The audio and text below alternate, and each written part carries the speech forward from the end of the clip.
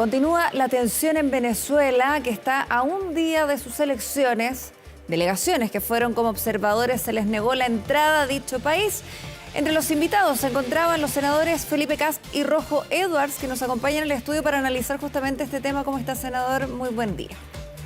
Muchas gracias por la invitación y un cariñoso saludo a todos tus televidentes, Josefa. Bueno, ya ha sido abordado en extenso, especialmente en redes sociales. Distintos observadores internacionales vivieron lo mismo. ¿Cuál fue, si nos pudiera contar el detalle de lo que le ocurrió a usted? Porque eran distintos aviones con distintos observadores que en definitiva no pudieron llegar. Mira, primero decirte, Josefa, ¿por qué vamos a observar elecciones? ¿Por qué nos interesa este tema? Primero porque hay un sufrimiento muy grande que ha generado la dictadura de Maduro. Tan así que un 25% de su población ha escapado el hambre y la miseria.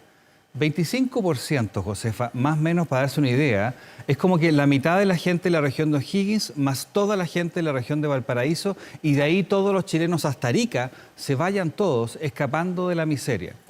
Pero no solamente el problema del sufrimiento de los venezolanos, también el sufrimiento de otros pueblos, entre ellos el chileno. Porque tenemos una inmigración que no hemos sido capaces de nosotros de asimilar, porque gran parte es ilegal, han entrado narcotraficantes, y se calcula que si Maduro no respeta el resultado de las elecciones, quizás 4 millones de venezolanos adicionales a los 8 que ya han salido, podrían salir. De esos 4 millones, pensando en las proporciones anteriores, probablemente entre el 8 y el 10% llegarían a Chile. O sea, estamos hablando del 300%. Entonces, acá hay mucho sufrimiento. Usted iba en calidad de observador internacional como tantos otros, ¿no? A verificar de alguna manera, ser ministro de fe de que esto ocurriera dentro de las garantías que uno espera de un proceso de elecciones, ¿no? Por supuesto, que tenemos el susto nosotros, por ejemplo, que se corte la luz y no se puedan transferir las votaciones desde ciertos lugares que son favorables a la oposición, que se pierdan las actas, que las personas no puedan votar, y eso signifique sufrimiento para los venezolanos y para los chilenos. Yo quiero contarle a todos tus televidentes, Josefa, que Chile tiene un tratado internacional con Venezuela que se firmó el año 1991, que nos permitía a nosotros los senadores y todos quienes tenemos un pasaporte diplomático, que es el que nos piden tener, digamos, de Cancillería en particular, que podemos entrar sin necesidad de visa. Y por lo tanto nosotros teníamos los pasaportes, un tratado que nos avalaba. Ya esto no es un problema de las leyes internas de Venezuela, porque tenemos un tratado internacional firmado en 1991. Sí. Y por lo tanto lo que hizo el régimen de Maduro es muy complicado. Además es muy burdo. Fíjate que en el vuelo de vuelta desde Caracas a Lima que nos tocó tomar, habían 7 deportados. Para empezar, habían 2 que no eran políticos, una pequeña empresaria brasilera que no tenía idea ni siquiera que había elecciones, y un turista peruano que no tenía nada que ver. Pero además habían un par de periodistas argentinos que habían sido incomunicados. Les habían quitado el celular y los habían dejado en una pieza separados, después los juntaron, pero sin internet y sin la posibilidad ni siquiera de avisarle a sus familias. Por eso yo le consultaba, senador, ¿en qué circunstancias ocurre esta deportación? ¿Cuál es como la cronología de lo que va ocurriendo? Usted alcanza a llegar a aterrizar a Caracas, y es en el aeropuerto donde, en este charter, me imagino que van con otras personas también, ¿o eran todos invitados políticos de alguna más estos? No, nosotros llegamos en un vuelo comercial, como cualquier persona que va a entrar a Y es en esa instancia donde saben que ustedes están al interior, y no los dejan bajar, en definitiva. O sea, bajamos del avión, ¿ya? Llegamos a la inmigración. Como esto es una dictadura, en vez de tener unas casetas con personas que te revisan los documentos, estaban las casetas, pero además habían 20 o 30 guardias o policías que nos estaban mirando permanentemente, que no nos permitían utilizar los teléfonos. Cada vez que los sacábamos nos obligaban a... Entonces nosotros pasamos nuestros pasaportes y simplemente nos tomaron sin expresión de causa. Después nos enteramos que era porque no cumplíamos el perfil de inmigración. No sé muy bien a qué se refiere. ¿No les informan cuál es la razón por la que están siendo deportados? No, de hecho la pedimos. Inicialmente no les dicen, están siendo deportados. Porque no nos pueden decir si tenemos un tratado internacional. Fíjese que en la convención pasada, la que dominó la izquierda más dura, la izquierda que apoya quizás en gran medida la dictadura de Maduro, ellos decían que los tratados tenían que tener más validez, yo no opino esto, pero los tratados tenían que tener más validez que la propia Constitución. Y acá se violó un tratado internacional con diplomáticos chilenos que tenían el derecho a ingresar. Pero no solamente a nosotros, y esto es lo que me preocupa, Josefa, Fíjate que dejaron fuera a 4 expresidentes que iban a llegar ese mismo día. Dejaron fuera a 2 senadores y creo que 4 diputados españoles y muchas otras delegaciones. Por lo tanto, todas las personas, probablemente todas las personas que no son de extrema o ultraizquierda, fueron desviadas. Por lo tanto, hoy día no hay observadores internacionales que hayan sido invitados por el comando de oposición que hoy día puedan garantizar que esta elección no sea un fraude masivo. Claro, no están, por ende, las garantías para que este proceso sea transparente, sea justo, sea regular dentro de las normas que en el fondo están contempladas, ¿no? O sea, no existe la garantía de que hoy día el resultado, por ejemplo, que se obtenga mañana sea contundente, es ya en sí cuestionable. Eso no ha ocurrido, por lo tanto no puedo decirlo, pero acá el problema que yo veo es que, como usted me dice, mire, tengo arroz y tengo pollo. Entonces, ¿puedo yo suponer que usted va a hacer un plato de arroz con pollo? Claro, entonces acá lo que han hecho es todas las medidas posibles que le permitan a Maduro hacer un fraude masivo. ¿Lo ha hecho? No, no lo ha hecho. Es como que tiene el arroz y el pollo. Yo estoy suponiendo que lamentablemente los elementos para hacer un fraude masivo están. Ojalá que no lo haga. O sea, yo creo que por el sufrimiento de los venezolanos, por el sufrimiento de los chilenos, que sufren de la inmigración ilegal y de la falta de seguridad, por bandas de inmigrantes ilegales que lamentablemente han hecho mucho daño, por el sufrimiento de todos, lo mejor es que el dictador Maduro acepte esto y que las encuestas que dicen que la oposición va a ganar por un 30 o 35% de diferencia con Maduro y el próximo presidente ojalá sea el presidente candidato a la oposición en conjunto con el liderazgo de María Corina Machado, se respete.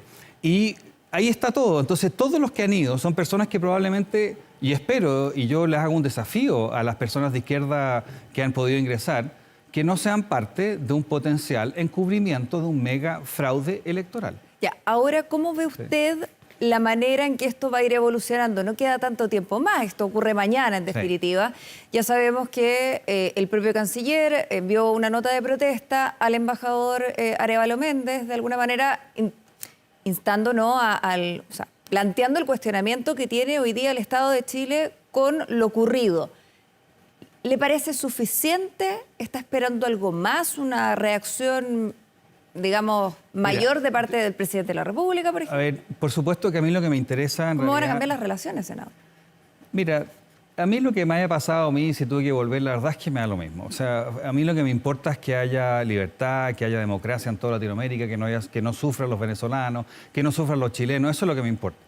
Yo quiero agradecer que se han tomado medidas por de parte de la Cancillería y también quiero agradecerle al Senado. Esto fue un viaje oficial además. Sí. O sea, el régimen de Maduro retiró a personas que iban en viaje oficial, con documentos oficiales y bajo un tratado internacional. O sea, realmente, fíjese que lo que están echando a todos los extranjeros, que dentro del viaje de vuelta venía uno de los principales sindicalistas de Argentina. Hay las 3 más grandes centrales de trabajadores en Argentina, dejaron entrar a los 2 de izquierda y no dejaron entrar al que no era partidario del gobierno. O sea, echaron a trabajadores. Entonces, el plato está servido para que haya un mega fraude electoral, que es lo que yo no quiero que pase por el bien de los chilenos.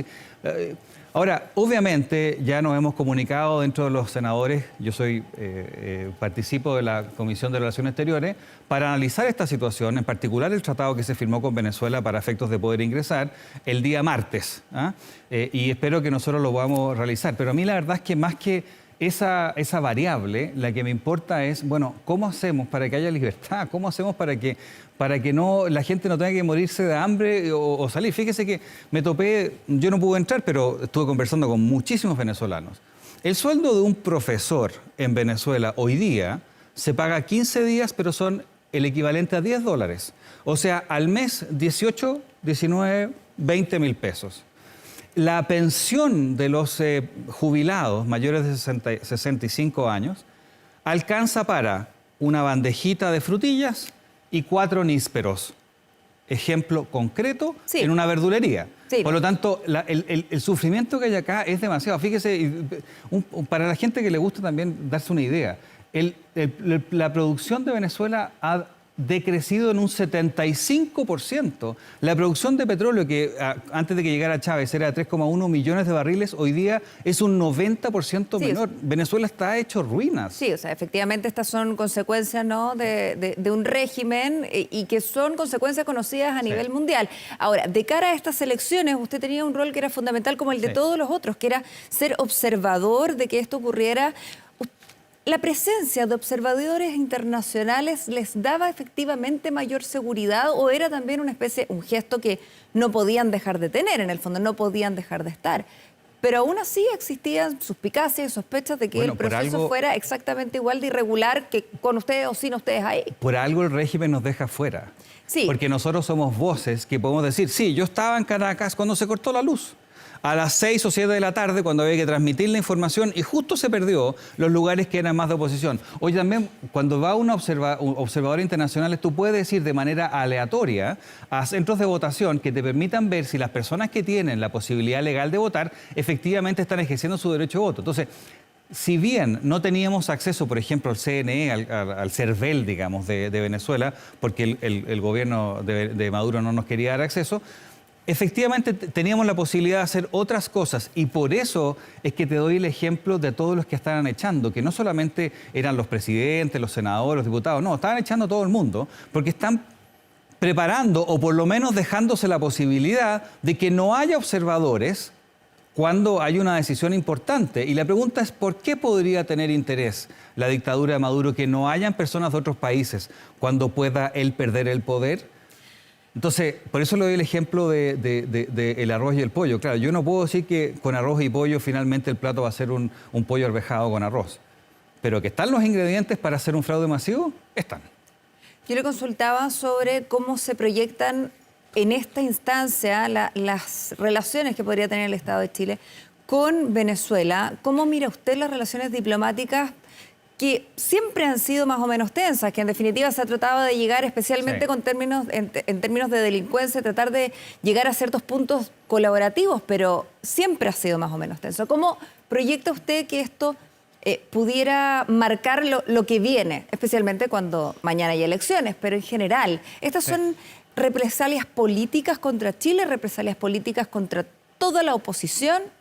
Mire, primero, dejando de lado que lo más importante acá es el sufrimiento que se le genera a los venezolanos por la miseria que viven, el sufrimiento que viven los chilenos por la inmigración descontrolada, efectivamente las relaciones con dictadores uno tiene que no ser tan ingenuo.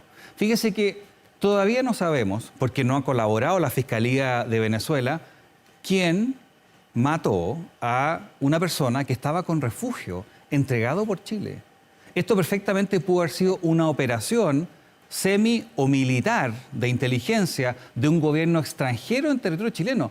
Yo quiero saber qué cosa más grave puede haber que eso para efectos de la relación. Entonces, mi llamado, más allá de que se revise la relación por nuestro caso, que le digo, acá lo importante es qué es lo que pasa con la democracia, qué pasa con la libertad, qué pasa con todos los chilenos, más que lo que yo le pido al presidente Boric es que no se deje amedrentar por el Partido Comunista.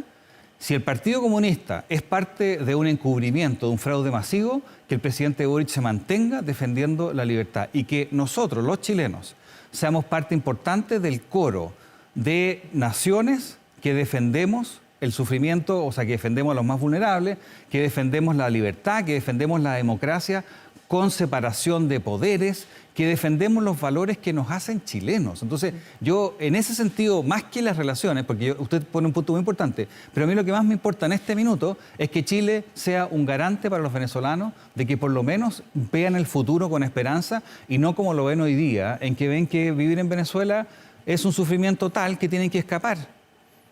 Esa es la base de la preocupación que por lo menos yo como senador participante de la Comisión de Relaciones Exteriores tengo al participar de esta misión oficial del Senado.